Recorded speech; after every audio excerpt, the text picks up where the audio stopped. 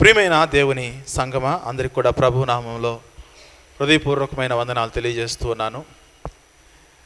దేవుడు తన లేఖన భాగాలను, ఈ బైబిల్ గ్రంథాలను ఎందుకు మన కొరకు ఇచ్చారనంటే, నిరంతరము కూడా వాక్య ధ్యానంలో సమయాన్ని మీరు వెచ్చించాలి. నిరంతరము కూడా వాక్యాన్ని మీరు బాగా చదువుకోవాలి. నిరంతరము కూడా పరలోకం వైపు మీరు చూడాలి. ఎప్పుడైతే మనం పరలోకం వైపు చూస్తామో, ఎప్పుడైతే మనకు పరలోకం జ్ఞాపకం ఉంటుందో, అప్పుడే మన ఆత్మీయ జీవితాలు ఈ భూమి మీద స్థిరంగా ఉంటాయి. ఒకవేళ మనం పరలోకమును చూడడం కనుక మానేస్తే, ఆ క్షణం నుండి మన ఆత్మీయ జీవితాలు ఛిద్రవద్రం అయిపోతాయి. అందుకే ప్రియమైన దేవుని వారలారా, వాక్యము ఏవిది మనకు బోధిస్తుందో, వాక్యం మనకు ఏదైతే సెలవిస్తుందో, ఈ భూమి మీద బ్రతుకుచున్న మనము, ప్రత్యేకించి ఈ భూమి మీద రక్షణ పొందిన మనము, మరి ప్రత్యేకించి యేసుక్రీస్తు యొక్క రక్తములో కడగబడిన మనము, బాప్తిస్మం వలన ఆయన యొక్క మరణములో పాలు పొందిన మనము, ఆయన యొక్క మరణములో ఆయనతో కూడా పాతి పెట్టబడిన మనము, ఆయనతో కూడా తిరిగి లేచాము కదా, క్రొత్తగా మనము జన్మించాము కదా.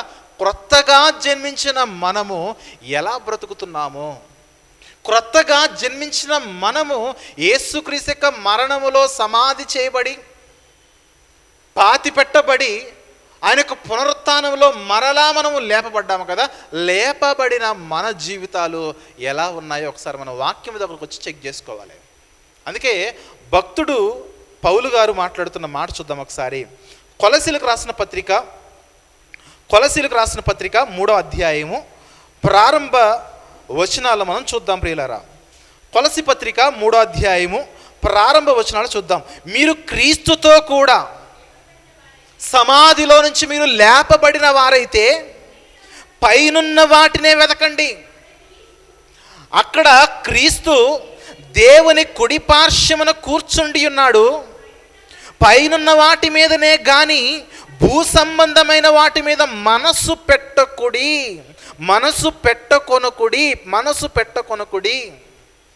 ఎంతసేపు కూడా నువ్వు ఎప్పుడైతే విశ్వాస జీవితంలో ప్రవేశించావో, నీవు ఎప్పుడైతే యేసుక్రీస్తు యొక్క రక్తం వల్ల కడగబడ్డావో, కడగబడిన నీవు ఇక మీదట ఎంత మాత్రము కూడా ఏ విషయంలో కూడా భూమిని చూడకు. భూమి మీద ఏదైతే ఉన్నదో, భూమి మీద ఏదైతే కలిగి ఉండాలని ఏవైతే నీకు ఆశలు ఉన్నాయో, ఆ ఆశలన్నీ కూడా నువ్వు చంపడానికి రెడీగా ఉన్నావా? ఎందుకంటే తర్వాత అంటున్న మాట, పైనున్న వాటి మీదనే కానీ భూ సంబంధమైన వాటి మీద మనసు పెట్టకొనకుడి. ఏలగనగా ఎందుకంటే మీరు మృతి పొందితిరి. ఎవరు మృతి పొందింది? ఎవరు చెప్పండి? మృతి పొందినది ఎవరు చెప్పండి? బాప్తిస్మము ద్వారా యేసుక్రీస్తు యొక్క మరణములో ఎవరైతే పాలు పొందారో, మనం అందరము కూడా భూ సంబంధమైన వాటి మీద మనసు ఉంచకూడదని పౌలు భక్తుడు మాట్లాడుతున్న మాట. మీరు మృతి పొందారయ్యా. మనం అందరము కూడా క్రీస్తు యొక్క రక్తంలో కడగబడిన ఆ క్షణం ఏదవుతున్నదో, మనము పాత జీవితాన్ని శ్మశానంలో, మన పాత జీవితాన్ని మనము సమాధి చేసేసాము. పాత జీవితాన్ని సమాధి చేసి మృతి పొంది మనము క్రొత్తగా జన్మించాము. క్రొత్తగా జన్మించిన మనకు ఒకటి జ్ఞాపకం ఉండాలి, మనము ఆల్రెడీ మృతి పొందిన వారము. మృతి పొందిన వారి యొక్క ఆలోచన విధానం ఎలా ఉంటుంది? అసలు మృతి పొందిన వారికి ఏదైనా ఒక ఆలోచన ఉంటుందా? మృతి పొందినవాడు ఈ లోకములో నాకు ఇది కావాలి అని ఎప్పుడైనా సరే మృతి పొందిన వ్యక్తి ఈ భూమి మీద ఉన్న దేని కొరకైనా ఆశతో ఎదురు చూస్తాడా? మృతి పొందిన వాడి మీద పూలు చల్లితే మృతి పొందిన వాడికి ఏమి తెలుస్తుందనే సామెత ఉన్నది. మృతి పొందిన వాడితో పూలతో ఏమి పని అని ఒక సామెత ఉన్నది సమాజంలో. అలా మృతి పొందిన వాడి మీద ఎన్ని పూలు విసిరేస్తే ఏం ప్రయోజనము? అసలు మృతి పొందిన వాడు భూమిని చూడడు కదా. మృతి పొందిన వాడితో ఈ భూమికి ఎటువంటి సంబంధం లేదు కదా. ఇదిగో మీరు క్రీస్తు యేసు యొక్క మరణములో మీరు పాతి పెట్టబడిన వారు అయితే మీరందరూ కూడా మృతి చెందితిరి కాబట్టి, ఏమన్నాడు చెప్పండి? మీరందరూ కూడా మృతి పొందితిరి కాబట్టి ఇక మీదట మీ ఈ జీవితంలో మీరు ఏమాత్రము కూడా భూమి మీద ఏవైతే ఉన్నాయో ఏ ఆశను కూడా మీరు కలిగి ఉండొద్దు. ప్రతి ఆశను కూడా పక్కన పెట్టేయండి. ప్రతి ఆశ, ప్రతి కోరిక ఏదైతే నీకు కలిగి ఉన్నావో ఆ ప్రతి కోరికను కూడా నీ మొదటి మరణములో సమాధి చేయమన్నాడు.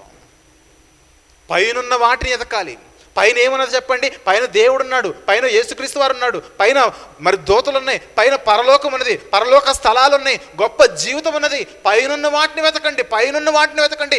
నీవు గనక నిజమైన రక్షణని పొందినట్లయితే, నీవు గనక నిజమైన క్రైస్తవుడు అయినట్లయితే, నీవు గనక నిజమైన దేవుని కుమారుడిగా కుమార్తెగా నీవు అర్హత పొందిన వాడవైతే, ఇక మీదట మీ జీవితంలో భూమి మీద ఏదో సంపాదించుకోవాలి, భూమి మీద ఏదో కట్టుకోవాలి, భూమి మీద ఏదో నిర్మించుకోవాలి, భూమి మీద ఏదో కొనుక్కోవాలి, భూ సంబంధమైన ఏవైతే ఉన్నవో ఏవో సంపాదించుకోవాలని మాత్రమో మీ జీవితాలు ఏమాత్రము కూడా కోరికలు ఏవైతే ఉండో ఆ కోరికలను కూడా చంపేయండి అని చెబుతుంది లేఖనము. ఎందుకంటే మీరు ఆల్రెడీ మృతి పొందారయ్యా. మృతి పొందిన ఒక శవము ఈ లోకములో ఏ కోరిక లేకుండా ఎలాగైతే బ్రతుకుతుందో, మీరు కూడా ఈ భూ సంబంధమైన వాటి పట్ల ఏమాత్రము కూడా ఎలాంటి కోరిక లేకుండా బ్రతకండి. అందుకే యేసుక్రీస్తు వారు కూడా ఒకానొక సందర్భంలో లూకాసు వార్త 9:23 అనుకుంటా, మీరు నన్ను వెంబడించాలంటే మిమ్మల్ని మీరు ఉపేక్షించుకోవాలి. మిమ్మల్ని మీరు ఉపేక్షించుకోవాలంటే మిమ్మల్ని మీరు చంపేసుకోవాలి. మీ సెల్ఫ్ ఏదైతే ఉన్నదో ఆ సెల్ఫ్ని చంపేయండి అన్నాడు. సేమ్ ప్రవీణ్ పగడాల గారు కూడా రాజమండ్రి అని ఎందుకు వెళ్తున్నానంటే, ఆయన ఒక కార్యక్రమాన్ని స్థాపించారు. ఆయా ప్రాంతాల్లో ఒక కార్యక్రమాన్ని నడిపిస్తున్నారు. ఆ కార్యక్రమం పేరే die to self. Die to self అంటే DTS, డై టు సెల్ఫ్. నీ సెల్ఫ్ ఏదైతే ఉన్నదో దాన్ని చంపేసి ఆ సెల్ఫ్ని ప్రతి ఒక్కరి హృదయంలోంచి తీసివేసి, తద్వారా ప్రతి ఒక్కరూ కూడా యేసుక్రీస్తు కొరకు బ్రతకాలి, ప్రతి ఒక్కరూ కూడా యేసుక్రీస్తు కొరకు జీవించాలి, ప్రతి ఒక్కరిని కూడా యేసుక్రీస్తు కొరకు జీవింపజేసేలా, ప్రతి ఒక్కరిని కూడా యేసుక్రీస్తు కొరకు బ్రతికే శిష్యులుగా మార్చే డిసైపుల్షిప్ అనే కార్యక్రమాన్ని ప్రారంభించడానికి ఆ ప్రాంతానికి వెళ్తున్నాడు ఆయన. ఆ మార్గ మధ్యంలోనే హతసాక్షి అయిపోయాడు, చంపేశారు. దాన్ని యాక్సిడెంట్గా చిత్రీకరించే ప్రయత్నం చేస్తున్నాడు. ఆయన వెళ్ళడానికి గల ప్రధానమైన కారణం ఏంటంటే, అక్కడ ఉన్న అనేకులకు బోధ చేయడానికి వెళ్తున్నాడు. ఆ బోధ యొక్క ప్రధానమైన కారణం ఏంటంటే DTS, డై టు సెల్ఫ్. నీ సెల్ఫ్ ఏదైతే ఉన్నదో ఆ సెల్ఫ్ను చంపేయాలి. నీ సెల్ఫ్ ఏదైతే ఉన్నదో ఆ సెల్ఫ్ నీవు ఉపేక్షించాలి. నీ సెల్ఫ్ ఏదైతే ఉన్నదో ఆ సెల్ఫ్ని పక్కకు పెట్టేయాలి. ఆ సెల్ఫ్ నీవు సమాధి చేయాలి. అలా అనేక మంది హృదయాల్లో నాటుకుపోయిన ఈ సెల్ఫ్ ఏదైతే ఉన్నదో ఆ సెల్ఫ్ని తీసివేయడానికే ఆ దైవ సేవకుడు వెళుతూ ఉండగా మార్గమధ్యంలో అనేకమైన మతోన్మాదుల చేత ఆయన హత్య గావించబడ్డాడు. ఈరోజు మనకు అది జ్ఞాపకం రావాలి. నీవు గనక మృతి పొందిన వాడవైతే, నీవు గనక యేసుక్రీస్తు యొక్క రక్తములో కడగబడి మన పాపముల చేత, మన అపరాధముల చేత ఆల్రెడీ మనము చచ్చిన వారమైన స్థితిలో యేసుక్రీస్తు యొక్క రక్తము కృప చేత మనల్ని ఎలాగైతే కడిగి రక్షించిందో, రక్షింపబడిన మనము క్రొత్త జన్మ ప్రారంభమైంది కదా. కొత్త జన్మ ఎవరికైతే ప్రారంభమైందో వాళ్ళు బాగా వినండి. ఎవరైతే రక్షింపబడ్డారో వాళ్ళు బాగా వినాలి ఆ సందేశం. ఈ సందేశము మనందరి కొరకే. పౌలు గారు మాట్లాడుతున్నారు, మీరు గనక మృతి పొందిన వారైతే పైనున్న వాటిని చూడండి, భూమి మీద ఏమాత్రం కూడా మనస్సు పెట్టుకోకండి. ఇంతకీ భూమి మీద ఏముంటుంది చెప్పండి? సగటు మనిషి యొక్క ఆలోచన భూమి మీద దేన్ని కలిగి ఉండాలనుకుంటాడు చెప్పండి? కొంతమంది బంగారం అంటే ఇష్టము, కొంతమందికి ఇల్లు కట్టుకోవాలని, కొంతమందికి స్థలము కొనుక్కోవాలని, కొంతమందికి పొలాలు కొనుక్కోవాలని, కొంతమందికి పెద్ద పెద్ద ఉద్యోగాలు రావాలని, కొంతమందికి విపరీతమైన ధనాన్ని సంపాదించాలని, కొంతమందికి రకరకాలుగా, లేదంటే కొంతమందికి మద్యము అని, కొంతమందికి ఆడపిల్లలతో లేదంటే ఆడవారితో సాంగత్యం అని కానీ, వ్యభిచారపు తలంపులు కానీ, ఈ విధంగా రకరకాల వ్యామోహాలు కలిగి ఈ భూమి మీద కోరికలను తీర్చుకోవడానికి బ్రతుకుతున్న వారు అనేక మంది ఉన్నారు. మన దరిద్రంలో దరిద్రం ఏంటంటే క్రిస్టియానిటీలో కూడా ఇలాంటి వారు తగలడిపోయారు. అందుకే దేవుని వాక్యం చెబుతుంది, ఈ వాక్యములో నుండి వాక్యము ద్వారా చెబుతుంది, మీరు మీ జీవితంలో మీ సెల్ఫ్ను చంపేసుకోవడానికి మీరు రెడీగా ఉన్నారా? ఆల్రెడీ మీరు ఈ సెల్ఫ్ను చంపేసుకునే కదా ఇక్కడికి వచ్చారు. మరలా మీ హృదయంలో ఈ యొక్క లోకపు తలంపులు, లోకపు ఆశలు, లోకపు ఉద్దేశాలు లోకపు ఉద్దేశాలు కలిగి మీరు ఎలా బ్రతుకుతున్నారని పౌలు గారు డైరెక్ట్గా అడుగుతున్నాడు. మీరు గనక మృతి పొందిన వారైతే, బాప్తిస్మ అనే కార్యక్రమం వల్ల నీ పాత జీవితాన్ని అక్కడే నువ్వు పాతి పెట్టిన వాడవైతే కనుక, నూతనముగా నువ్వు జన్మించిన వాడవైతే పైనున్న వాటిని చూడు. యోహాను మొదటి పత్రిక 2వ అధ్యాయము 15వ వచనము. యోహాను గారు రాసిన మొదటి పత్రిక 2వ అధ్యాయము దేవుని పిల్లలతో, రక్షణ పొందిన వారితో, సంఘములతో భక్తులు మాట్లాడుతూ వారు అంటున్న మాట. యోహాను గారు రాసిన మొదటి పత్రిక 2వ అధ్యాయము 15వ వచనం చదవండి దయచేసి. ఈ లోకమునైనను, ఈ లోకములో ఉన్న వాటినైనను ప్రేమింపకండి. ఎవడైనను లోకమును ప్రేమించిన ఎడలా తండ్రి ప్రేమ వాణిలో ఉండదు. ఎందుకంటే ఈ లోకములు ఏమన్నది చెప్పండి? నేత్రాశ, శరీరాశ, జీవపు డంబము, ఇవి కలిగిన వాడు నాశనం అయిపోతాడు. ఎవడైతే పైనున్న వాటిని చూస్తారో వారు మాత్రమే పరలోకమున దేవునితో నిరంతరము కూడా నిలుచును. అందుకే ఈ లోకమునైనను, లోకములో ఉన్న వాటినైనను మీరు ప్రేమించకండి. ఎందుకంటే దేవుని సన్నిధికి రావట్లేదని అంటే ఎవరి రీజన్ వాడు చెబుతూ ఉంటాడు. ఎవరి రీజన్ వాడు చెబుతూ ఉంటారు. చూడండి, ఒక్కొక్కరికి రీజన్, ఒక్కొక్కరికి రీజన్. ఒకరికి సంపాదన, ఒకరికి విపరీతమైన పనులు, ఒకరికేమో ఇంకొక పని, ఇంకొక పని, ఇంకొక పని, ఇంకొక పని, ఇంకొక పని, అలా రకరకాల పనులు చెబుతున్నారు కానీ, కారణాలు చెబుతున్నారు కానీ, నేను దేవుని సన్నిధికి రావడం గల ప్రధానమైన కారణం ఏంటంటే దేవుడు నా జీవితంలో అనేకమైన లెక్కింపలేనని మేలులు చేశాడు. ఆ మేలులన్నింటిని బట్టి ఆయనను స్తుతించాలని తీవ్రమైన ఆకాంక్ష, కోరిక కలిగి ఉన్నాను. ఈ కోరికను నెరవేర్చుకున్నట్టు కొరకే నేను దేవుని సన్నిధికి వస్తున్నానని ఆలోచన ఎంతమంది కూడా చెప్పండి. ఈ ఆలోచన ఎవరు కూడా చెప్పినా పైనున్న వాటిని ఎవరైతే చూస్తారో వారికి బాగా ఈ ఆలోచన ఉంటుంది. బాగా గమనించండి. ఈ లోకమునైనను, లోకములో ఉన్న వాటినైనను మీరు ఏమాత్రము కూడా ప్రేమించకండి. ఎందుకంటే ఈరోజు లోకాన్ని వెంబడించి, ఈరోజు లోకములో ఉన్న వాటిని కోరుకుని, లోకములో ఉన్న వాటిని కావాలనుకుని మనిషి ఏం చేస్తున్నాడంటే దేవుని సన్నిధిని, ఆరాధన, లేదంటే వాక్య ధ్యానము, ప్రార్థన, భక్తి జీవితము సమస్తము కూడా పక్కకు పెట్టేసి తనకు నచ్చినట్లుగా, తాను కోరుకున్నట్లుగా బ్రతుకుతున్నాడు. కానీ నాకు పరలోకం కావాలండి, నేను చచ్చిపోతే, ఈరోజు రాత్రి నేను చచ్చిపోతే మరుక్షణం నేను పరలోకం వెళ్ళాలండి, పరలోకంలో నా తండ్రి ఉన్నాడండి, ఆ తండ్రిని కలుసుకోవాలనే కోరిక కలిగి, తీవ్రమైన వాంఛ కలిగి క్రైస్తవ జీవితాన్ని కొనసాగిస్తున్న భక్తులు ఎందరో చెప్పండి. ఈరోజు ఎంతసేపు ఈ భూమి మీద ఏదో ఏదో ఏదో ఏదో ఏదో, కొందరికి బంగారం, ఉద్యోగం, ఇంకోటి చెప్పుకుంటూ పోతే ఈ లోకంలో ఒక్కొక్కరు ఒక్కొక్క టార్గెట్ పెట్టుకుని బ్రతుకుతున్నారు. ఆ టార్గెట్స్ వాళ్ళని ఏం చేస్తుంది చెప్పనా? నాశనానికి నడిపిస్తుంది. ఇది నీకెలా తెలుసు?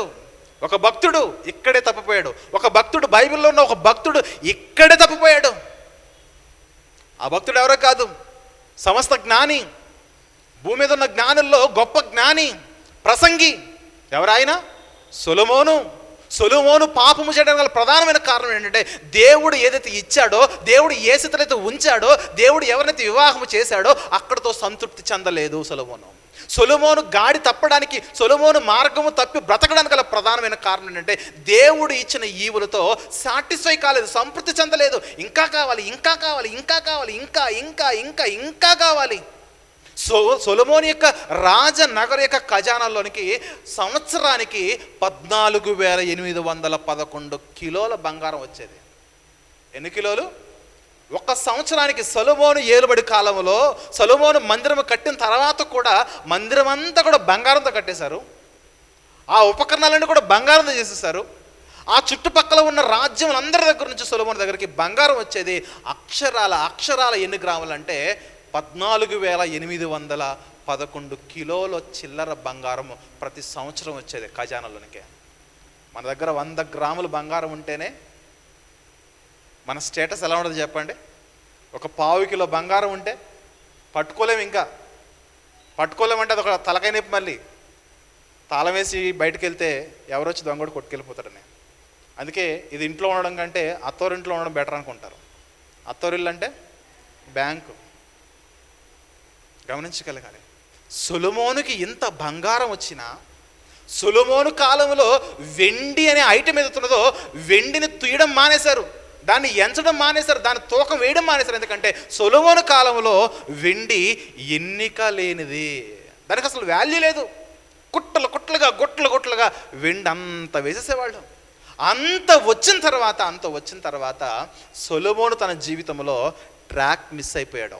జ్ఞానం ఇచ్చాడు దేవుడు జ్ఞానం ఇచ్చాడే, ఆ జ్ఞానాన్ని తన జీవితంలో సరిగ్గా ఉపయోగించుకోవడం రాలేదు, సరిగ్గా బ్రతకలేదు, సరిగ్గా ఉపయోగించుకోలేదు. అందుకే సొలొమోను తన జీవితంలో ఏ విషయాల్లో తప్పు చేశాడో, సొలొమోను తన జీవితంలో ఏ విషయాల్లో దేవుని యొక్క మార్గానికి, ఈ లోక సంబంధమైన వాటిని కోరుకుని తప్పు చేసి చివరికి అనేక మంది భార్యలను పెట్టుకుని, అనేక మంది ఉపపత్నులు పెట్టుకుని, అనేక మందిని ఉంచుకొని వ్యభిచారము చేసి ఎంత నీచమైన పాపాలకు ఒడిగట్టి చివరికి వాళ్ళు కోరిన కోరికను బట్టి ఎవరైతే ఆయన ఉంపుడుగతులు ఉన్నారో, ఎవరైతే ఆయన యొక్క వేషలు ఉన్నారో వారి కోరికను బట్టి యెరూషలేము దేవాలయం ఎదుట ఉన్న కొండ మీద దేవాలయాలు కట్టేసి అక్కడ వారికి బలులు అర్పించడం ప్రారంభించేశాడు. మనం మాట్లాడుకుంటున్న భక్తుడైన సొలొమోను ఎంత గొప్ప జ్ఞాని, ఆయన ఎంత గొప్ప జ్ఞాని, ఎంత గొప్ప జ్ఞానము, ఎంత గొప్ప ధనము, ఎంత గొప్ప ఆస్తి. అసలుకి ఏది నీకు ఏం కొదువా అంటే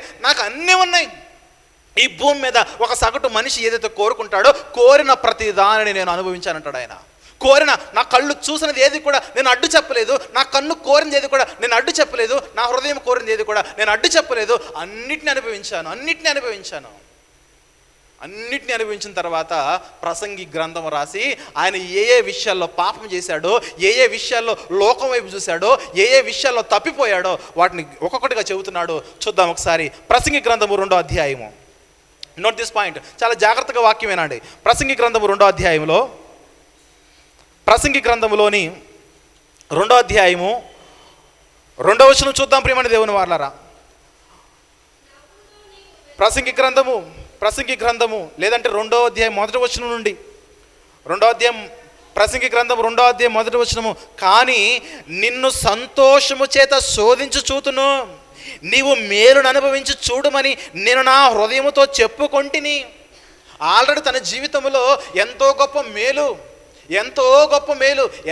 మేలు అంటే దావీదు తర్వాత ఇశ్రాయేలును పరిపాలించే ఒక గొప్ప రాజు అయిపోయాడు. యుద్ధాలు లేవు, నెమ్మదిగా ఉన్నాయి. యెరూషలేము దేవాలయాన్ని కట్టారు, దేవాలయాన్ని ప్రతిష్ఠించారు, గొప్పగా సుభిక్షంగా ఉంది, గొప్ప జ్ఞానాన్ని దేవుడిచ్చాడు. ఇంత జ్ఞానము మనిషికి వచ్చిన తర్వాత, ఇంత ఆధిక్యత దేవుడు ఇచ్చిన తర్వాత సొలొమోను తన జీవితంలో ఇంకా అంటే పరలోకం వైపు చూడడం మానేసి భూమి మీద ఉన్న కోరికలు ఏవైతే ఉన్నవో, భూమి మీద ఉన్న ఆశలు ఏవైతే ఉన్నవో ఆ ఆశల వైపు చూడడం ప్రారంభించాడు సొలొమోను. వాటిలో మొట్టమొదటి చెప్పన వైన్ అంటే మద్యము, వైన్ అంటే మందు, వైన్ అంటే మత్తు. 2వ వచనం మనకు నేర్పిస్తుంది అదే. 3వ వచనం మనకు నేర్పిస్తుంది అదే. 3వ వచనము, నా మనస్సు ఇంకను జ్ఞానము అనుసరించుచుండగా ఆకాశము కింద తాము బ్రతుకు కాలమంతయు మనుషులు ఏమి చేసి మేలు అనుభవించురో చూడవలనని తలంచి. ఇంత జ్ఞానం వచ్చింది కదా, ఇంత గొప్ప ఆధిక్యత వచ్చింది కదా, ఇంత హై లెవెల్ ప్రయారిటీ వచ్చింది కదా దేవుని దగ్గర. ఈ హృదయంలో చెడు బుద్ధి పుట్టింది. ఆ చెడు బుద్ధి ఏంటంటే అసలు ఈ మనుషులు ఏది చేసి తృప్తి పొందుతారు, ఏది చేసి మేలు అనుభవిస్తారు, అసలు ఏది చేస్తే ఈ శరీరం సాటిస్ఫై అవుతుందని, ఏది చేస్తే బాగుంటుంది అని చూస్తే ఈ సొలొమోను గారికి మొట్టమొదటి జ్ఞాపకం వచ్చింది, మందు జ్ఞాపకం వచ్చింది. మీరు గమనించండి, ఇక్కడ దగ్గర ఒక 7-8 ఉంటాయి, అన్నీ కూడా డబ్ల్యూతోనే స్టార్ట్ అవుతాయి. డబ్ల్యూ అన్ని డబ్ల్యూలే. మొట్టమొదటిది వైన్, డబ్ల్యూ ఫర్ వైన్. సొలొమోను మొట్టమొదటిగా తప్పిపోయింది ఎక్కడనంటే వైన్ దగ్గర తప్పిపోయాడు. అంటే రాయడం ఆ క్రమము ముందు వెనక అయ్యి ఉండొచ్చు, కానీ తన జీవితంలో తప్పిపోవడానికి గల కారణాల్లో ఒక కారణం ఏంటంటే వైన్. తర్వాత మనము 4వ వచనం చూస్తే మనము 3వ వచనం చదువుతున్నాం కదా. అనుభవించడం చూడవలన తలచి నా దేహమును ద్రాక్షరసము చేత సంతోషపరచుకుందుననియు మతిహీనత యొక్క సంగతి అంతయు గ్రహింతుననియు నా మనసులో నేను యోచన చేసుకుంటుని, ఆ విధంగా నేను మందు పుచ్చుకున్నానని చెబుతున్నాడు ఈ పెద్ద మనిషి. వైన్, ద్రాక్షరసము. సొలొమోను తప్పిపోవడానికి గల ప్రధానమైన కారణాలు ఒక కారణము డబ్ల్యూ ఫర్ వైన్. తర్వాత 4వ వచనం చూస్తే 4వ వచనము, నేను గొప్ప పనులు చేయబూనుకొంటిని, నా కొరకు ఇండ్లు కట్టించుకుంటుని, ద్రాక్ష తోటలు నాటించుకుంటుని, నా కొరకు తోటలను శృంగార వనములను వేయించుకొని వాటిలో సకల విధములైన ఫలవృక్షములను నాటించి తిని, వృక్షముల నారుమలకు నీరు పారుటకై నేను చెరువులను త్రవ్వించుటమి. సొలొమోనుకి ఎక్కువైంది ఏంటంటే పనులు ఎక్కువైపోయాయి.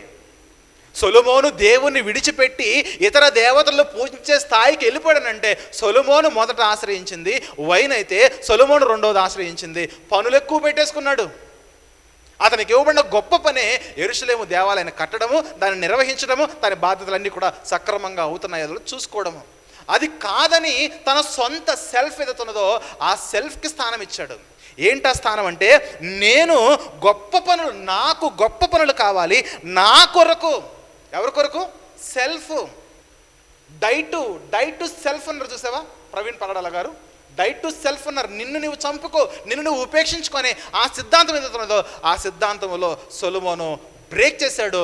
నా కొరకు నేను ఇళ్ళు కట్టించుకోవాలి, తర్వాత నా కొరకు ద్రాక్ష తోటలు నాటించుకోవాలి, నా కొరకు తోటలు, నా కొరకు శృంగార వనములు వేయించుకుని వాటిలో సకల విధమైన ఫలవృక్షములు నాటిస్తాను, నా కొరకు వృక్షములు, నా కొరకు నారుమళ్ళు, నా కొరకు నీరు పారుటకై నేను చెరువులను త్రవ్వించుకుంటానని పనులు ఎక్కువ పెట్టేసుకున్నాడు. సొలొమోను దేవునికి దూరం అవడానికి గల కారణం ఏంటంటే పనులు పెరిగిపోయాయి.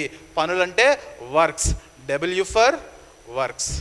మొదటి ఏంటి చెప్పండి? మొదటి డబ్ల్యూ ఫర్ వైన్. ఈ రెండవ డబ్ల్యూ చెప్పండి? W for works. మూడో డబ్ల్యూ చూద్దాం. ఏడవ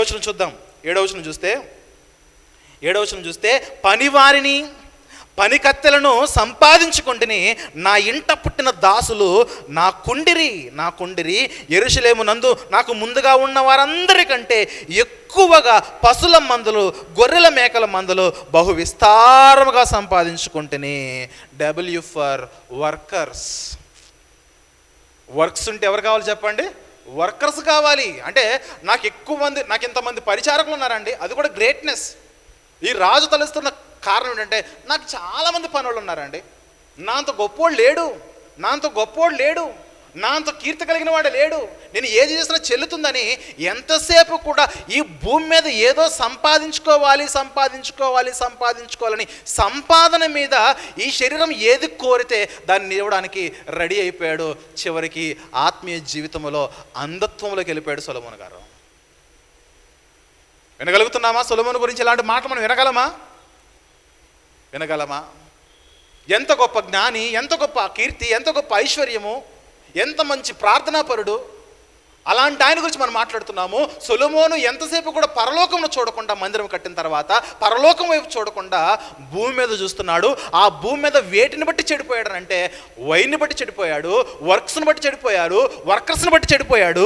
తర్వాత 8వ వచనం చూస్తే 8వ వచనంలో నా కొరకు అంటే సెల్ఫ్.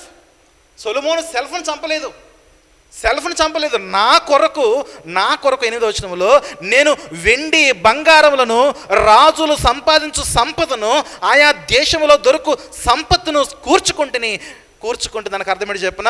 వెల్త్, సంపద. ఒక రాజుకి ఎంత సంపద ఉండాలో దానికంటే నేను అధికంగా సంపాదించుకున్నాను.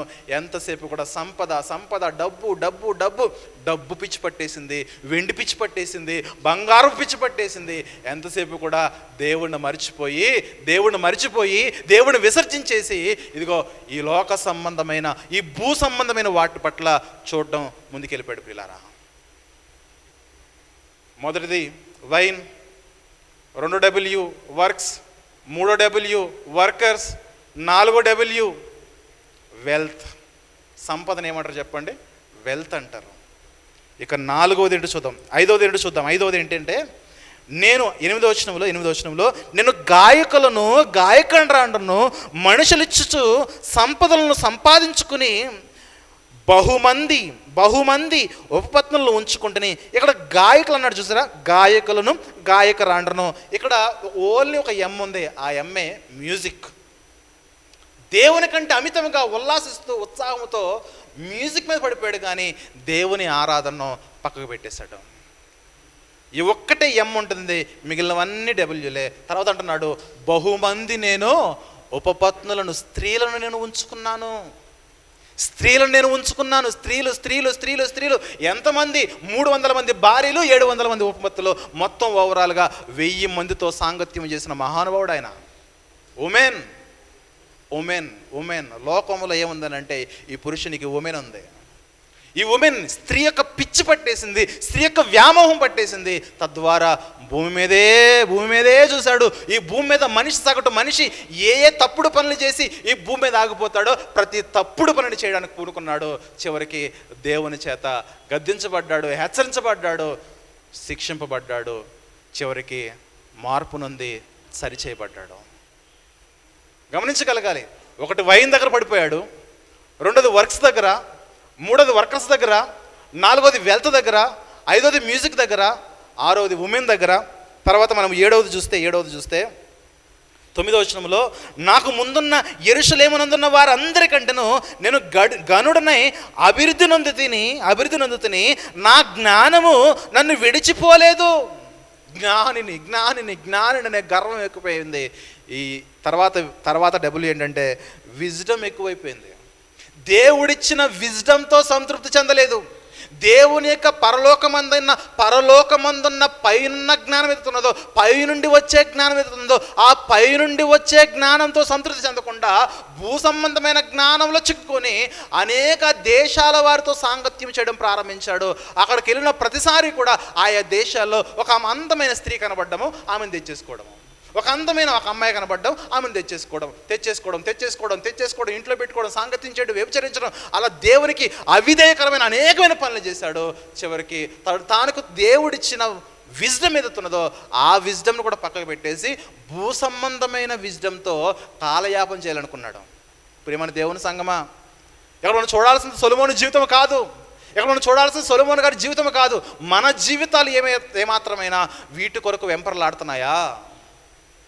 మన సెల్ఫ్ను చంపుకోకుండా పరలోకమందున్న పైనున్న ఆకాశమును, పైనున్న లోకమును చూడకుండా భూ సంబంధమైన వాటి కొరకు మనం ఏమాత్రమైన ఎంపర్లాడుతున్నామా? ఒక్కసారి ఆలోచన చేయండి. ఈరోజు మనుషుల యొక్క తప్పు కనుక్కోండి. నాకు ఏదైనా వాక్యంలో చెప్పాలంటే మొహమాటం లేకుండా నేను చెప్పేస్తాను. నేను భయపడను, బాధపడను, నాకు ఎలాంటి ఫీలింగ్ ఉండదు. ఎందుకంటే చెప్పాలి, ఆ జీవితాల్లో మనుషుల్ని ఎడ్యుకేట్ చేయాలి, వారిని దేవుని కొరకు సిద్ధపరచాలి, వారిని పైనున్న వాటి కొరకు చూసేలా వారిని ప్రేరేపించి వారిని ఎలాగైనా సరే, ఏ విధం చేతనైనా సరే, వారు బాధపడినా, గాయపడినా, హృదయంలో నొచ్చుకున్నా పర్లేదు కానీ, నన్ను విసర్జించినా పర్లేదు కానీ, ఆ మాటల ద్వారా ప్రతి వ్యక్తి కూడా పరలోకం వైపు చూడాలి, పైనున్న వాటిని వెతకాలి. అది నా గోల్. నేను డబ్బు కొరకు పరిచయం చేయట్లేదు, నేను ఆస్తుపాస్తు సంపాదనకు పరిచయం చేయట్లేదు.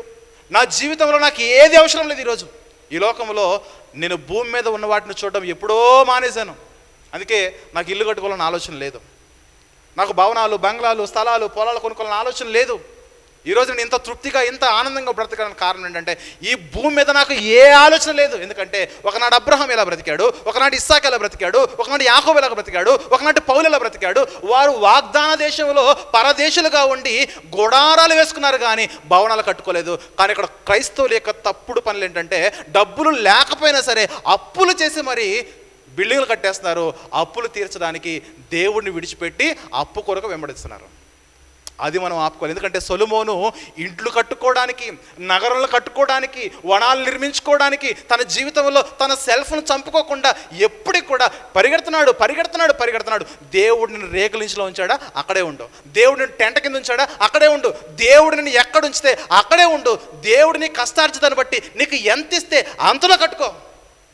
దేవుడు నీకు ఎంత ఇస్తే అంతులో కట్టుకో. కానీ ఆడెవడో బాగా కట్టుకున్నాడని 20 లక్షలు పెట్టాడని, ఆడు 30 లక్షలు పెట్టాడని, ఆడు 40 లక్షలు పెట్టాడని మనము గనక ఆడిని చూసి మన గొంతు కోసేసుకుంటే జీవితాంతం కూడా దేవుడిని విసర్జించేస్తాం, దేవుడిని వదిలేస్తాము, దేవుని పక్కకు పెట్టేస్తాము, భూమి మీద ఉన్న వాటినే చూస్తాము. తనకు అర్థం ఏంటంటే ఆడు మంచి ఇల్లు కట్టుకున్నాడండి, సో నేను కూడా కట్టుకోవాలా? ఆ సేవడు గొప్ప ఇల్లు కట్టుకున్నాడండి, మరి నేను కూడా కట్టుకోవాలా? No no no no no no no. దేవుడు నన్ను ఎక్కడ ఉంచితే అక్కడే ఉంటాను నేను. పౌలు నాకు నేర్పిన మాదిరి అది, పౌలు నాకు చూపించిన మాదిరి అది, పౌలు నాకు బోధించిన మాదిరి అది. అబ్రహాం, ఇస్సాకు, యాకోబులకు పిలువబడుతున్న మన ఆత్మ సంబంధమైన పితరులు మనకు నేర్పించిన మార్గం అది. వాగ్దాన దేశంలో గోడారాలు వేసుకుని బ్రతికారట. చూడండి, డబ్బులు లేవా? అబ్రహాంకి ఏం తక్కువ చెప్పండి? అబ్రహాం ఏం తక్కువ? బంగారమే బంగారం, చూస్తున్నదంతా నీదే అన్నాడు. ఇదిగో అబ్రహాము, నీ కనుసన్నల్లో నీకు ఎంత కనబడుతుందో, ఎంత తిరగలవో, ఈ భూభాగం అంతా నీదే అన్నాడు. అలాంటి ప్లేస్లో కూడా అబ్రహాము ఇల్లు కట్టుకోలే, టెంట్లే వేసుకున్నాడు, గుడారాలు వేసుకున్నాడు. దేవా, నీ చిత్తము నెరవేరాలి నాయన, నీ చిత్తం, నీ చిత్తం, నీ చిత్తం, నీ చిత్తం. అదేంటంటే ఇల్లు కట్టుకున్నట తప్ప అంటే, ఇల్లు కట్టుకున్నట తప్పు కాదు, స్థాయికి మించి కట్టుకున్నట తప్పు. జలప్రలయం వస్తున్నప్పుడు, జలప్రలయం కంటే ముందున్న కంప్లైంట్ ఏంటి చెప్పండి? జలప్రలయం రాకముందున్న కంప్లైంట్ ఏంటి చెప్పండి? నారు నాటుచు, తర్వాత ఇండ్లు కట్టుచు, వారు చేసిన పాపాల్లో ఒక పాపం ఏంటంటే నారు నాటుచు, ఇండ్లు కట్టుచు, పెండ్లికిచ్చుచు, పెండ్లి చేసుకొనుచు, జలప్రలయం వచ్చి అందరినీ కొట్టుకుని పోయేంత వరకు కూడా అసలు దేవుని యొక్క ఉగ్రతను కానీ దేవుని యొక్క ప్రేమను కానీ గుర్తించలేకపోయారు. సంగమా గమనించండి, ఇల్లు కట్టుకున్నటకు నేను వ్యతిరేకము కాదు. దేవుడు నీకు ఎంత ఇస్తే అంతలో తృప్తి కలిగి ఉండు, అప్పుల జోలికి పోయి దేవుణ్ణి విసర్జించకు. అది ఫార్ములా ఇక్కడ. ఫార్ములా అది. అప్పుల జోలికి పోయి ఆడిని చూసి ఏదో పులిని చూసి నక్క వాత పెట్టుకున్నట్లుగా ఆడిని చూసి మనం వాత పెట్టుకుంటే వాళ్ళకి వాతలు ఉంటాయి, ఆ వాతలు మనకు కూడా పడతాయి.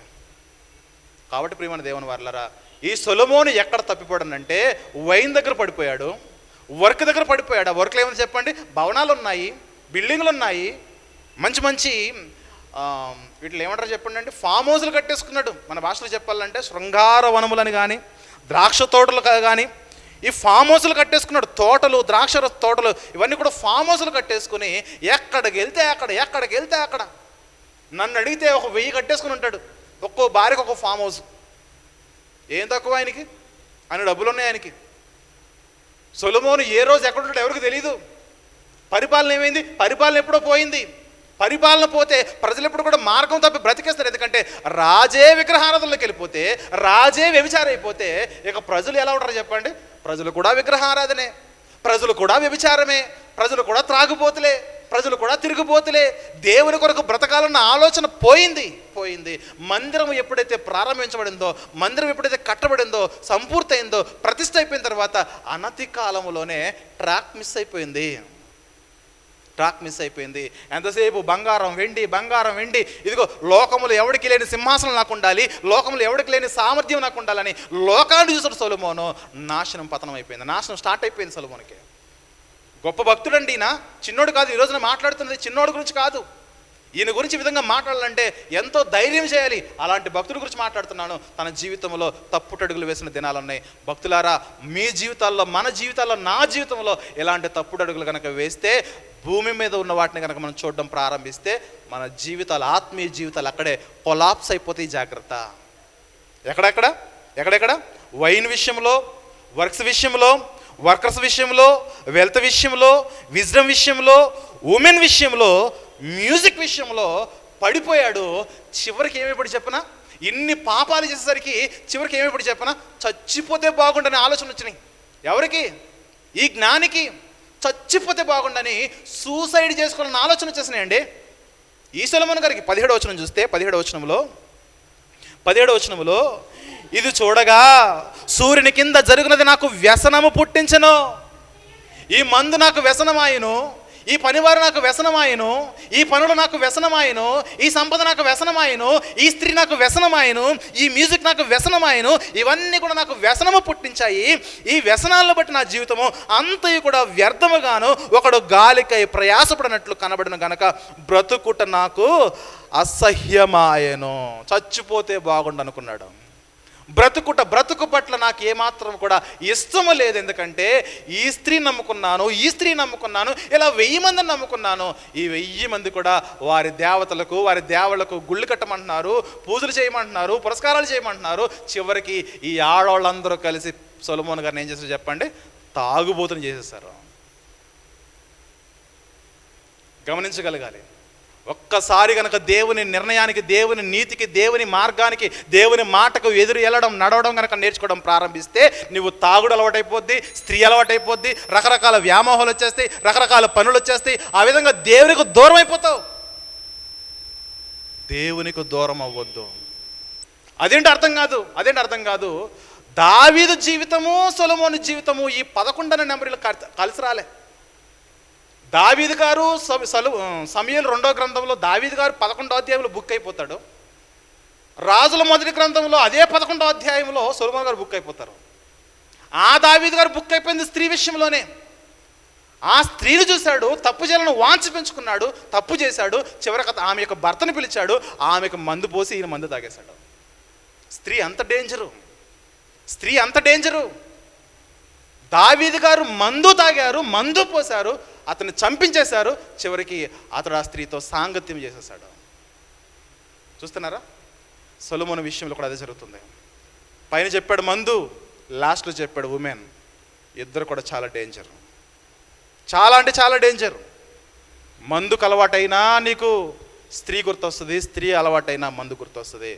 మన జీవితంలో ఒక్కొక్కరిది ఒక వ్యసనం అయి ఉండొచ్చు, ఒక్కొక్కరిది ఒక్కొక్క పాపం అయి ఉండొచ్చు, ఒకరికి పనులు, ఒక్కొక్కరికి సంపద, ఇంకొకటి లోక సంబంధంగా ఎన్నో ఉన్నాయి.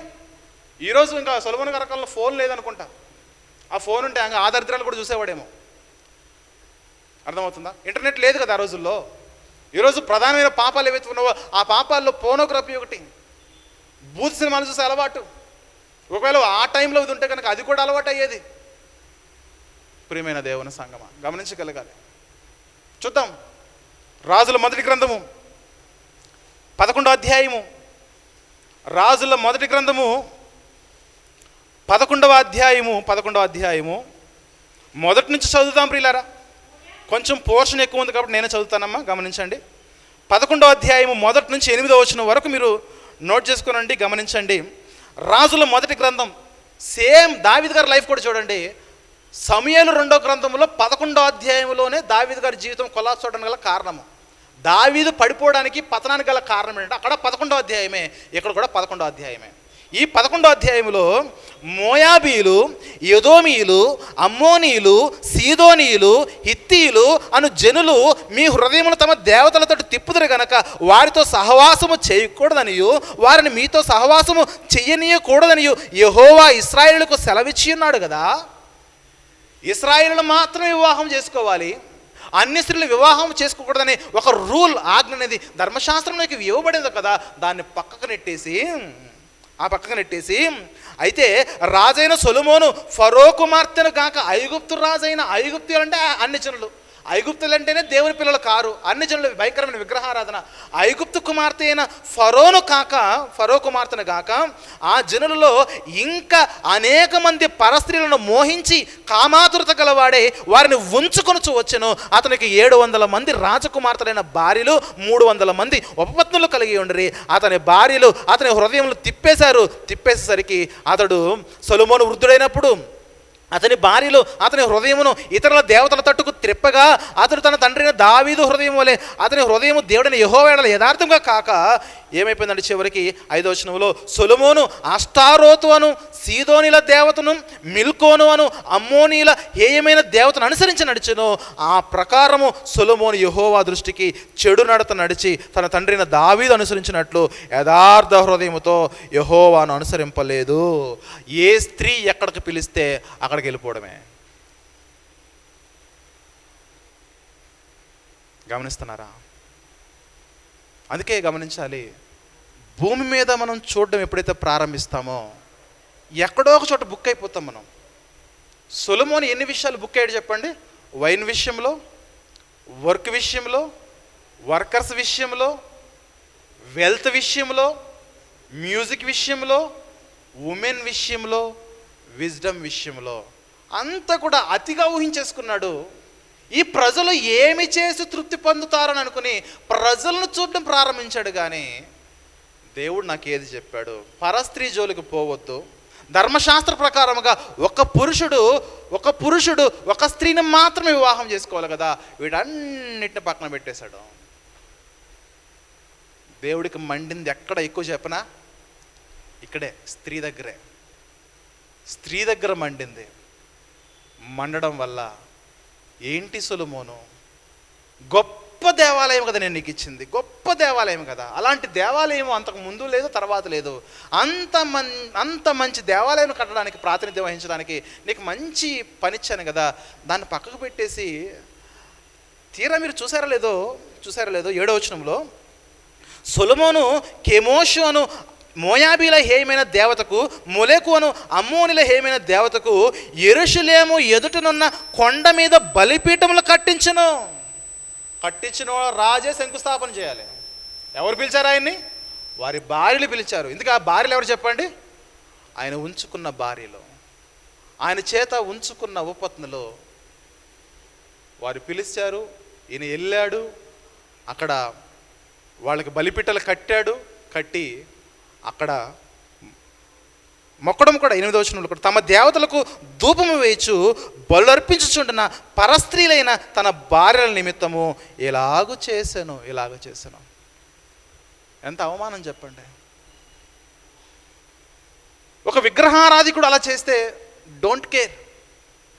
దేవుని నామం ఎరిగి, ధర్మశాస్త్రమును ఎరిగి ఉన్న నీవే, వాక్యమును ఎరిగి ఉన్న నీవే ఇన్ని విషయాల్లో భూమి మీద చూస్తున్నావు కదా.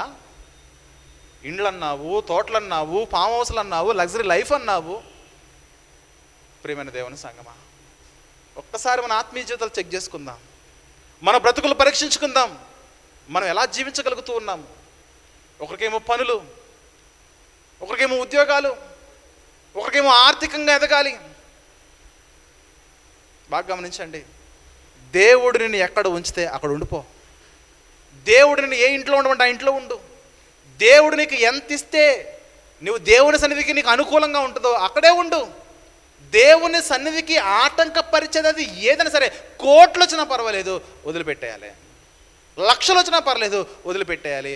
నాకు దేవునితో సహవాసం కావాలి, నాకు దేవునితో గడిపే భాగ్యము కావాలి, నాకు దేవుడు కావాలి, దేవుడు కావాలి, దేవుడు కావాలి, దేవుడు కావాలి. అందుకే కీర్తనల గ్రంథంలో ఒక మాట ఉంటుంది, డబ్బులు వస్తే హెచ్చిపోకండి, డబ్బును చూసి గర్వపడకండి. ఎందుకంటే ఆ డబ్బు నిన్ను ఆత్మీయంగా చంపేస్తుంది. దేవునికి, దేవుని సన్నిధికి, దేవునిలో గడిపే ప్రవర్తనకు ఎంతైతే అవసరమో అంతే అడగండి. ఈ మహానుభావుడు చెప్తాడు, అధికమైన ఐశ్వర్యమైనను నిరుపేద స్థితి అయినను మాకు వద్దు ప్రభువా, ఏ స్థితిలో ఉంటే నీకు ఇష్టమో అది మాకు దయచేయి నాయన, అది మాకు దయచేయి, అది మాకు దయచేయి, అది కావాలి మాకు అంతే. 62వ కీర్తన 10వ వచనంలో, కీర్తన గ్రంథంలో 62వ కీర్తన 10వ వచనం చూద్దామా. 10వ వచనంలో, బలాత్కారమందు నమ్మిక ఉంచకుడి, దోచుకొనుట చేత గర్వపడకుడి, ధనము హెచ్చినను దాన్ని లక్ష్య పెట్టకండి, దానికి అసలు వాల్యూ ఇవ్వకండి. విలువని ఇవ్వడం ప్రారంభిస్తే కనుక అది నీ మీద కూర్చోవడం ప్రారంభిస్తుంది. అందుకే నువ్వెప్పుడు కూడా ధనం కంటే పైన ఉండాలి, కానీ ధనం కంటే కింద ఉండకూడదు. నిజమండి, కొంతమంది దగ్గరికి వెళ్ళి మాట్లాడుతూ ఉంటే గుండె తరికిపోతూ ఉంటుంది వాళ్ళు చెప్పే సమాధానం వింటూ ఉంటే. అసలు మేమేంటి, సేవకులం ఏంటి, మీ దగ్గరకు రావడం ఏంటి, మిమ్మల్ని ఆహ్వానించడం ఏంటి, మీరు చెప్పే సమాధానాలు ఏంటి? ఆత్మల గురించిన భారం లేదా, ఆత్మ గురించి బాధ్యత లేదా, చింత లేదా, చింత లేదా? చచ్చిపోతే ఏంటి పరిస్థితి అర్థమవుతుందా? ఒక సేవకునికి ఆవేదన మనకు అర్థం అవ్వాలి. ప్రత్యేకించి ఈ సేవకుడి ఆవేదన ప్రతి ఒక్కరికి అర్థం అవ్వాలి. ఈ సేవకుడికి ఉన్న ఆలోచన ఏంటంటే, మీ నుంచి నాకు ఆస్తులు అవసరం లేదు, సంపద అవసరం లేదు, నాకు దశంభాగాలు అవసరం లేదు, ప్రత్యేక కానుకలు అవసరం లేదు, నేను ఏ రోజు అడగలేదు. నేను అడిగిందల్లా ఒకటే, సంఘానికి రెంట్కి మాత్రం ఒక డబ్బులు అడిగాను, సంఘంకి రెంట్ అడిగాను అంతే. ఎందుకంటే నాకు ఎలాంటి వ్యామోహం లేదు. దేవుడు నాకు ఏది ఇస్తే అదే తింటా. మంచి బియ్యం కొనుక్కోవాలని పరిస్థితి వచ్చినాయా, రేషన్ ఇవ్వని తింటాను. అవి కూడా లేవా, పస్తులు ఉంటాను. కానీ నా జీవితంలో ఒకరినొక రూపాయి అడిగే స్థితిలో నేను ఉండకూడదని ఏ రోజో నిర్ణయించుకున్నాను. ఈ విషయం మన అన్నలకు బాగా తెలుసు. ఒకవేళ నేను ఎవడొకరికి వెళ్ళి చెయ్యి చాయి అడిగితే నా దేవునికి అవమానం. అది దావీదు చెప్పిన సాక్ష్యము. నేను ముసలివాడనే ఇంటిని, నేను బాలునే ఇంటిని, నేను ముసలివాడనే ఇంటిని, నా జీవితకాలం అంతా నేను చూస్తే నీతిమంతుడు విలువబడ్డు కానీ, వారి సంతానము భిక్షమిత్రుడు కానీ నేను చూడలేదు. నేను కానీ నా కుటుంబం కానీ భవిష్యత్తులో నేను భిక్షమెత్తుకునే పరిస్థితికి నేను రాను. అందుకే నేను ఒకటే చెప్తాను, నేను అడిగితేనా సంఘం యొక్క అవసరాల కొరకు అడుగుతాను, పరిచర్య యొక్క అవసరాలకు అడుగుతాను. ఒక సేవకుడికి దేవుడు ఇచ్చిన ఆధిక్యత అది. పౌలు అడిగాడు, అందుకే అడుగుతా. ఎవరి కోసం? నా కొరకు నేను ఒక్క రూపాయి కూడా ఎప్పుడే అడగను. ఇంకా బాగా చెప్పాలంటే, మీరు ఇస్తున్న ప్రతి రూపాయి కూడా ట్రాన్స్పరెంట్గా ఒక డైరీ మెయింటైన్ చేస్తూ చక్కగా ప్రతి పేరు ఎంత ఇచ్చారో చక్కగా రాయబడుతుంది. ఎందుకంటే నాకు భయం ఎక్కడ తప్పిపోతామో. చరిత్రలో గొప్ప గొప్పలు తప్పిపోయారు. మనం ఎవరినైతే మాదిరి అనుకుంటున్నామో, మాదిరి అనుకున్న ప్రతి వాళ్ళు ఇక్కడ తప్పిపోయారు. అందుకే పిల్లరా గమనించండి, మనకంటే ముందు పరిచయం చేసిన వాళ్ళు ఎంతోమంది ఉన్నారు. ఎక్కడ తప్పిపోయారు నాయన అంటే, డబ్బు దగ్గర తప్పిపోయారు, కొంతమంది అమ్మాయి దగ్గర పడిపోయారు, కొంతమంది రకరకాల వ్యామోహాల దగ్గర పడిపోయారు. ఆ విధంగా తమ జీవితాల్లో దేవుని ఉగ్రతకు గురైపోయారు. అందుకే జాగ్రత్త పడాలి. పైనున్న వాటిని చూస్తే ఈ లోక సంబంధమైన ఏది కూడా మనకు వేటి పట్ల కూడా మనకి ఏమాత్రం కూడా అస్సలు ఆశ ఉండదు. అందుకే ప్రియులరా, నేను ఎప్పుడు అడగను దేవా నాకు ఇది కావాలని అడగను. నేను దేవుడిని అడుగుతాను ఒకటే, అందరి ఆత్మీయ జీవితాలు బాగుండాలి నాయన, సంఘము అభివృద్ధి పరచబడాలి నాయన, సంఘం ఎదగాలి నాయన. సంఘంలో ఏ ఒక్కరు చచ్చిపోయినా సరే వారు వెరీ నెక్స్ట్ మినిట్ నీ చేతిలో వారు ఉండాలి నాయన, వారిని నీ చేతిలో పెట్టాలి నాయన. అదే ఆశ కలిగి చేస్తున్న పరిచర్య ఇదే. నా పరిచర్య యొక్క అర్థం, నా పరిచర్య యొక్క గోల్, నా పరిచర్య యొక్క ముఖ్యమైన ఉద్దేశం ఏంటంటే పౌలు ఏది బోధించాడో, పౌలు ఎలా బ్రతికాడో అలాగే. పౌలుకి ఏముంది చెప్పండి? ఎంత గొప్ప ప్రసంగుడు చెప్పండి. ఇంటర్నేషనల్ స్పీకర్ ఆయన. నిలువరమైన నివాసం లేదు, గుడారం లేదు, ఇల్లు లేదు, కట్టడం లేదు, భోగం లేవు, కారు లేదు, బంగ్లా లేవు, ఈ స్థలం లేదు, పొలం లేదు, ఏమీ లేదు. చివరికి ఎక్కడ ఉన్నాడు చెప్పండి? చెరసాల్లో ఉన్నాడు. చెరసాల జీవితం అది. చెరసాల్లో ఉండి పరిచర్య చేశాడు ఆయన. అలాంటి భక్తి ఎవరికైతే ఉంటుందో వారు తమ జీవితంలో మరణించిన మరుక్షణము ఎక్కడికి వెళ్తారు చెప్పండి? పరలోకానికి వెళ్తారు. అందుకే పరలోకం వైపు చూడండి ప్రియులారా. ఎప్పుడు చనిపోయిన అనుకున్నారా ప్రవీణ్ పాడాలని అనుకున్నారా నేను చచ్చిపోతానని? ఆ రాత్రి చచ్చిపోతానని అనుకున్నాడా? అనుకోలేదు. అదే రోజు కరీంనగర్లో మరొక సేవకుడు చచ్చిపోయారు, కరుణాకర్ గారు అని. యాక్సిడెంటే, కార్ యాక్సిడెంట్. అనుకున్నాడు ఆయన? అనుకోలేదు. ప్రవీణ్ పాడాల గారి యొక్క సమాధి కార్యక్రమానికి వస్తూ ఒక సేవకుడు తిరిగి వెళ్తున్నాడు. ఉప్పల్ దగ్గర ఒక ట్రాన్స్పోర్ట్ వెహికల్ గుద్దేసింది. ఆన్ ద స్పాట్ చచ్చిపోయాడు జోసెఫ్ గారు. అనుకున్నాడా చచ్చిపోతానని? అనుకోలే. మంచి మంచి పరిచర్య చేసిన సేవకులు వాళ్ళు చేసిన పరిచర్యని బట్టి, వారి యొక్క నీతిని బట్టి, భక్తిని బట్టి వారు పరలోకానికి వెళ్ళిపోతారు. మరి మన పరిస్థితి ఏంటి? మన స్థితిగతులు ఏంటి? మన భక్తి ఏంటి? మన జీవితం ఏంటి? దేని కొరకు మనం పరుగులు పెడుతున్నాం? దేని కొరకు మనం ప్రయాస పెడుతున్నాం?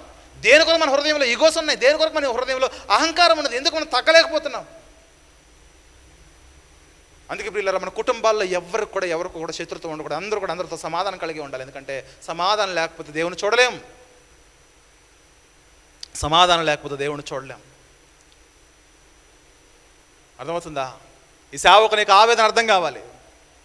ఎందుకంటే నేను ఎవరి దగ్గర గురించి కూడా ఒక రూపాయి నేను ఆశించట్లేదు, నాకు అవసరం లేదు. దేవుడు నాకు ఏది ఇస్తాడో అదే. ప్రభువా గింజ నీళ్ళు ఇస్తావా? అదే ప్రభా నీళ్ళు వేసుకుని తినాలా? అదేది. జీవితాల్లో ప్రిపేర్ అయ్యి పరిచర్యకు వచ్చాను నేను. డబ్బు పట్ల వ్యామోహం లేదు, సంపద పట్ల వ్యామోహం లేదు. నా దేవుడు నన్ను, నా కుటుంబాన్ని రేపటికి ఉండవు నా దగ్గర, కానీ ఈరోజుకి నాకు నడుస్తుంది. ప్రియమైన దేవుని సంగమా, గమనించగలగాలి మన జీవితంలో మనం ఏంటి, దేవుని కొరకు మనం అడుగులు వేస్తున్న ప్రయాణం ఎలా ఉన్నది. సేవకునిగా నాకు ఒకటే భారము, నాకున్న ఒకటే బాధ్యత, ఏ ఒక్కరు కూడా విడవబడకూడదు. ఏ ఒక్కరిలో కూడా ఇంత కంప్లైంట్ కనబడకూడదు. దేవుడు ఏ ఒక్కరి హృదయాన్ని చూసినా హృదయం అంతా పరిశుద్ధత ఉండాలి. అలా మనలో మన సెల్ఫ్ ఏదైతున్నదో ఆ సెల్ఫ్ను చంపేసుకోవాలి. భూమిని చూడడం మానేయాలి, పరలోకం చూడడం మనం నేర్చుకోవాలి. అందుకే తల్లిదండ్రులారా, మీ పిల్లలు కూడా చెబుతున్నాను, మీ పిల్లలు చాలామందికి తెలుగు చదవడం రావట్లేదు. వారికి నేర్పించడానికి నేను రెడీగా ఉన్నాను. మీరు నేర్పించడానికి సిద్ధంగా లేకపోతే కనుక వారి జీవితాల్లో దేవునికి దగ్గర అవ్వలేరు. వారి జీవితాల్లో దేవుని వాక్యం చదవలేరు, దేవుని వాక్యం అర్థం అవ్వలేదు. కాబట్టి మీ పిల్లల పట్ల మీరు జాగ్రత్త కలిగి ఉండండి. వారిని ప్రిపేర్ చేయండి. ఈ వేసవ కాలంలో వారిని ఉంచండి. వారిని ఎలాగైనా సరే చదివించే ప్రయత్నము నేను చేస్తాను. ఆ బాధ్యత నేను తీసుకుంటాను. మీరు ఏ చదువునైతే ఇవ్వలేకపోయారో, మీరు లక్షలు కట్టిన నేర్పించలేని విద్యను నేను నేర్పిస్తాను. వారు బైబిల్ చదివేలా వారిని నేను తయారు చేస్తాను. ఇది నాకు అనుభవమే. కొత్తగా చేయడం కాదు. పిల్లలకి విద్య చెప్పడం కొత్తగా చేయడం కాదు. నేను ఆల్రెడీ ఎంతోమందికి తెలుగు నేర్పించిన వాడిని నేను. అందుకే పిల్లలు గమనించండి, ఏదేదో మన పిల్లలు కూడా ఏదేదో సంపాదన అంత టార్గెట్లు పెట్టుకోకండి. చిన్న ఉద్యోగమైనా చాలు, వారు దేవుని సన్నిధిలో ఉండాలి, యథార్థంగా ఉండాలి, నీతిగా బ్రతకాలి. రేపన్న దినమున నేను ముసలివాడిని అయిపోయిన తర్వాత నాకు ఆసరాగా ఉండాలి. అర్థమవుతుందా? విలువలు నేర్చుకోవాలి మన జీవితంలో. డబ్బు అని వెంట పరిగెత్తామనుకోండి, ఆ డబ్బే మనల్ని అటు నుంచి అటు తన్ని, నడ్డి మీద తన్ని నరకానికి పంపించేస్తుంది. పౌలు భక్తుడు అదే చెప్తున్నాడు. తిమోతి గారికి రాసిన మొదటి పత్రిక 6వ అధ్యాయము, తిమోతి గారికి రాసిన మొదటి పత్రిక 6వ అధ్యాయము 9వ వచనం చూద్దాము. 9-10 వచనాలు. ధనవంతులకు అపేక్షించువారు శోధనలోను, ఉరిలోను, అవివేక యుక్తములను, హానికరమైన అనేక దురాశల్లోనూ పడుదురు. ఇదిగో నీవు ధనవంతుడు అవ్వాలనుకున్నావా, నీకు శోధన వస్తుంది, ఊరు వస్తుంది. ఊరంటే తెలుసా ఊరంటే? చీరో తాడు వేసుకుని ఫ్యాన్ కట్టేసుకుంటారు చూసారా, అది ఊరంటే. ఎవరు ధనం వెంట పరిగెడతారో వారికి శోధనలు ఎక్కువ అవుతాయి. వారికి చచ్చిపోవాలని ఆశలు వచ్చేస్తాయి. చచ్చిపోవాలి, ఆత్మహత్య చేసుకోవాలని ఆలోచన వచ్చేస్తుంది. ఎందుకంటే వారు అనుకున్న టార్గెట్ని రీచ్ అవ్వలేరు. లేదంటే అప్పులు చేస్తారు, అప్పులు పెరిగిపోయి అనుకున్నది ఏదో జరిగిందేదో అని ఊరేసుకునే బ్రతుకులు అయిపోతాయి. చివరికి సొలొమోను అన్న మాట ఏంటి చెప్పండి? నాకు బ్రతకాలనే ఆశ లేదన్నాడు. నా ప్రాణము నాకు వ్యసనమాయను. అక్కడ ఆయన ఉపయోగించిన పదము గాలి వంటి జీవితం అన్నాడు 17వ వచనంలో. ప్రసంగి 2వ అధ్యాయం 17వ వచనంలో గాలి వంటి వానిగా, గాలి అంటే విండ్, అది కూడా డబ్ల్యూనే, విండ్ పోల్చేసాడు. నా జీవితము ఒక గాలి జీవితం అయిపోయిందండి. ఎవరికి పని చేయదు అది.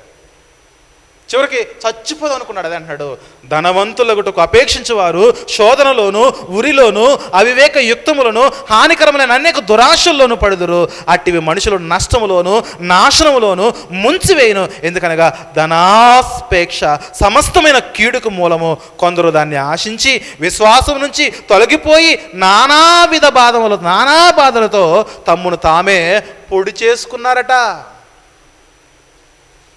సంగమా, సొలొమోను వంటి తప్పిదాలు మనలో ఏమైనా ఉన్నాయా? ఒక్కసారి మన జీవితాల్లో మనల్ని మనం చెక్ చేసుకుందాం, పరీక్షించుకుందాం. ఎంతసేపు కూడా సొలొమోను చూసినట్లుగా మందును, ఒకరు స్త్రీని, ఒకరు పనిని, ఒకరు పనివారిని, ఒకరు సంపద అంటే ఆస్తిపాస్తులు, ఒకరు పనిలో ఇల్లు కట్టుకున్నట్ట, ఫామ్ హౌస్లు కట్టుకోవడము, రకరకాల టార్గెట్లు పెట్టుకుని వాటి వెనకే ప్రయాసపడి వాటి వెనకే పరిగెత్తి దేవునికి దూరం అయిపోతున్నావా? కొంతమందికి సినిమాల పిచ్చి. సొలొమోనుకి ఏం పిచ్చి చెప్పండి? సంగీత పిచ్చి. ఇప్పుడు క్రైస్తవులకు సినిమాల పిచ్చి. ఆదివారం వచ్చిందా? వచ్చింది. ఆరాధన అయిపోయిందా? ఎప్పుడు? ఉదయం 10 గంటలకు, 11 గంటలకు, 12 గంటలకు ఆరాధన అయిపోయిందా? ఆరాధన అయిపోయిన తర్వాత చికెన్ వండుకున్నామా? వండుకున్న తర్వాత ఏం చేస్తుంది చెప్పండి? చక్కగా టీవీ పెట్టుకుని కాళ్ళు జాపుకొని చికెన్ తింటూ, మటన్ తింటూ ఎంజాయ్మెంట్. ఎక్కడ చూసినా అశ్లీలతే. ఒకప్పుడు సినిమాల్లో మంచి కంటెంట్ ఉండేది. అత్తకోడలు ఎలా ఉండాలి, అన్నదమ్ములు ఎలా ఉండాలి, భార్యాభర్తలు ఎలా ఉండాలి, ఒక బంధాలు ఎలా ఉండాలని ఒక మంచి కంటెంట్ ఉండేది ఒకప్పుడు సినిమాల్లో. కానీ ఇప్పుడు మొత్తం అంతా నరుకుడే, మొత్తం అంతా అశ్లీలతే, మొత్తం అంతా డబుల్ మీనింగే. లాస్ట్లో మాత్రము చిన్న మోరల్ స్టోరీ చెప్తాడు. 3 గంటలు పాడు చేసేసి లాస్ట్లో చిన్న స్టోరీ చెప్తే ఏం ప్రయోజనం చెప్పండి? అందుకే మనం ఎలా బ్రతుకుతున్నాం, ఎలా జీవిస్తున్నాం? సొలొమోనుకి మ్యూజిక్ పిచ్చి, ఈరోజు క్రైస్తవులకు సినిమాల పిచ్చి ఎక్కువైపోయింది. సినిమా వచ్చిందా ఖచ్చితంగా మనం చేయని ఒక తప్పు ఏంటంటే థియేటర్కి వెళ్ళం, అంతే. థియేటర్కి వెళ్ళాం, కానీ యూట్యూబ్లోనూ, టీవీల్లోనూ రకరకాలుగా ఓటీటీ ప్లాట్ఫామ్స్ అని రకరకాలుగా సబ్స్క్రిప్షన్ తీసుకుంటే అనేక రకాల సినిమాలు వచ్చేసినాయి. గమనించగలగాలి మన అడుగులు ఎలా పడతాయి ఈ భూమి మీద ఉన్నప్పుడు.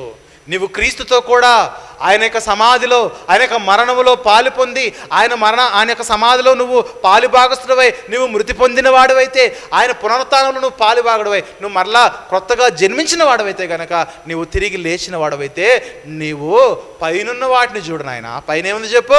పరలోకం ఉంది. భూమి మీద ఏముంది? నాశనం చేసే కార్యాలు ఉన్నాయి. నాశనం చేసే కార్యాలు ఉన్నాయి.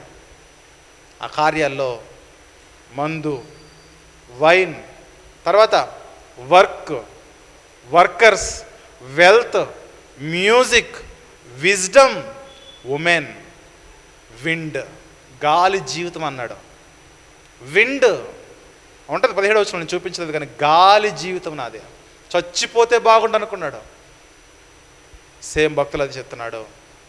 మీ జీవితంలో నన్ను విడిచి మీరు పరిగెడుతున్నారు, దేని వెంట మీరు పరిగెడుతున్నారో అదే మీకు ఉరి. నువ్వు మందు వెంట పరిగెట్టావా? అదే నీకు ఉరి. నువ్వు పని వెంట పరిగెత్తావా దేవుని విడిచిపెట్టి? అదే నీకు ఉరి. నువ్వు పనివారి వెంట పరిగెత్తావా? అదే నీకు ఉరి. నువ్వు సంపద వెంట పరిగెత్తావా? అదే నీకు ఉరి. నువ్వు ఆడదాని వెంట పరిగెత్తావా? అదే నీకు ఉరి. నీకు మగవాని వెంట పరిగెత్తావా? అదే నీకు ఉరి. నువ్వు దేని వెంట పరిగెడుతున్నావో అదే నీ మెడకు ఉరితాడవుతుంది.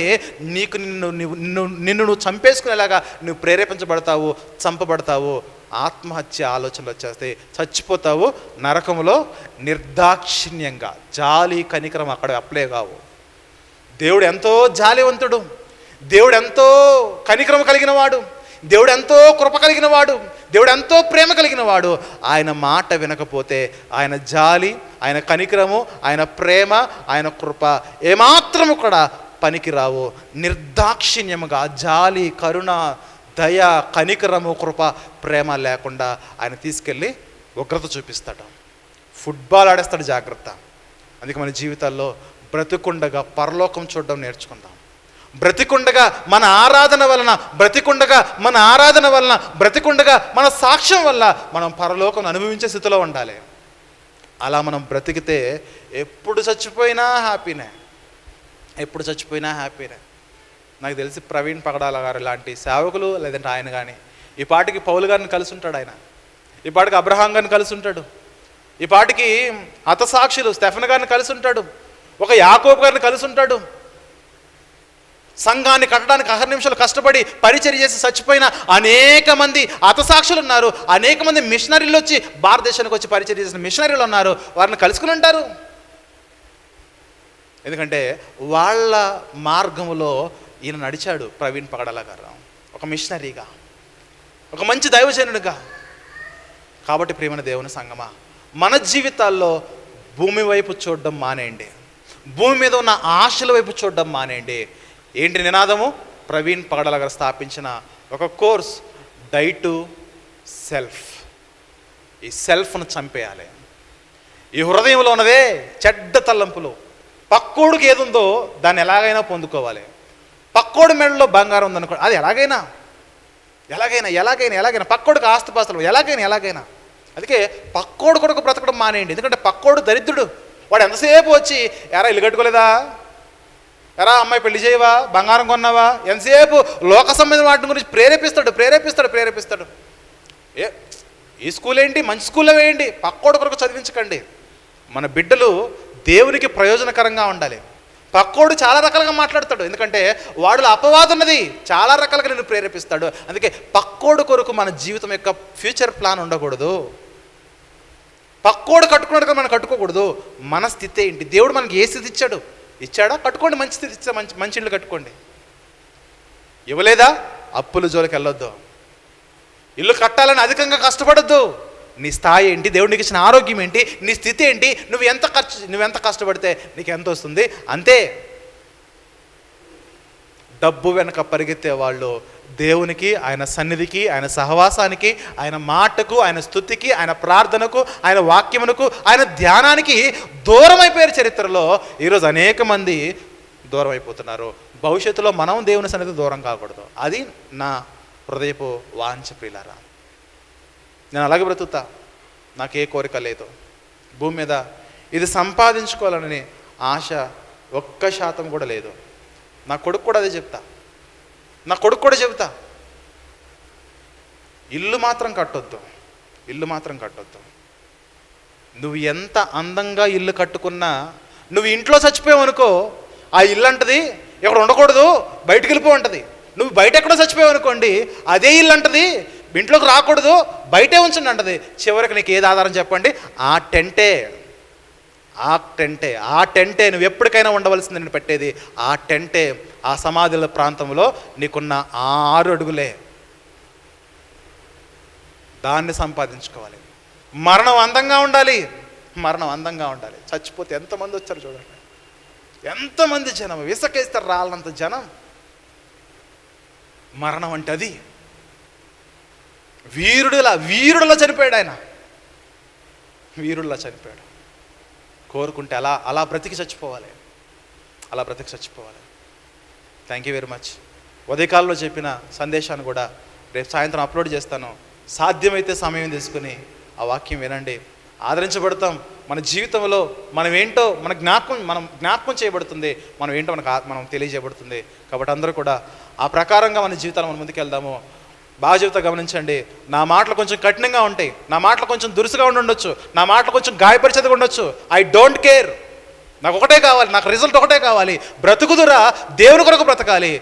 లేకపోతే ఈ విశ్వాసాలలో ఉండడం వల్ల ఎందుకు పనికిరాని వారి వలె, దేవునికి ఎందుకు నిష్ప్రయోజనమైన దాసుల వలె ఉంటే ఏమాత్రం కూడా మన ఆత్మీయ జీవితాలకు కానీ, దేవునికి కానీ, ఆయన సన్నిధికి కానీ ఎలాంటి ప్రయోజనం లేదు. బ్రతుకుదురా, దేవుడు పలికిన మాట, బ్రతుకుదురా నీతి న్యాయం కలిగి బ్రతకండి, లేకపోతే నేను మిమ్మల్ని లెక్క చేయనంటున్నాడు.